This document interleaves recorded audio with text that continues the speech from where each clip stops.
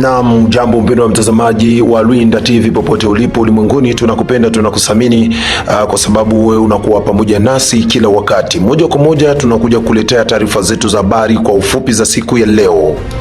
Jeshi la Jamhuri ya Kidemokrasia ya Kongo FARDC kwa ushirikiano na makundi ya kizalendo limefanikiwa kuyakomboa baadhi ya maeneo ya Minembwe yaliyoko katika milima mirefu tarehe 2 Aprili mwaka 2026 baada ya mapambano makali dhidi ya makundi ya wahasi.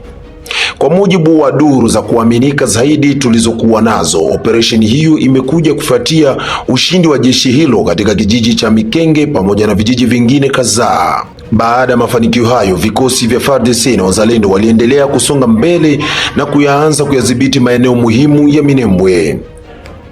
Kwa takribani mwezi mmoja uliopita kumekuwa na mapigano makali kati ya jeshi la taifa kwa ushirikiano na wazalendo dhidi ya makundi ya wahasi ya Twirwaneho, Ngumino na Red Tabara ambayo yanadaiwa kushirikiana na muungano wa AFC 23.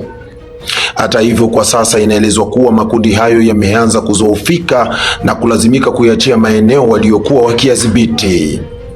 Minembwe ambayo ni eneo la kimkakati kwa wahasi kwa sasa karibu yote imedhibitiwa na jeshi la taifa FARDC isipokuwa sehemu ya katikati ya Minembwe, yani Minembwe Center ambayo imeshikiliwa na wahasi. Katika kipindi cha takriban miezi minne iliyopita, hali ya usalama katika maeneo hayo imekuwa mbaya sana. Raia wengi waliokuwa wakiishi katika milima ya Minembwe wamelazimika kuyakimbia makazi yao kutokana na mapigano ya mara kwa mara, huku wengine wengi wakikabiliwa na ukosefu mkubwa wa chakula na mahitaji mengine mengi muhimu ya kibinadamu. Duru hizo za kuaminika pia zinaripoti kuwa wananchi waliobaki katika maeneo hayo wanakabiliwa na hali ngumu ya maisha na wanatoa wito kwa mashirika ya misaada ya kibinadamu kuingilia kati haraka ili kuwapatia msaada wa dharura. Ni hapa tumefika mwisho wa taarifa zetu fupi ambazo zinatoka katika kitengo chako muhimu hichi cha Lwinda TV.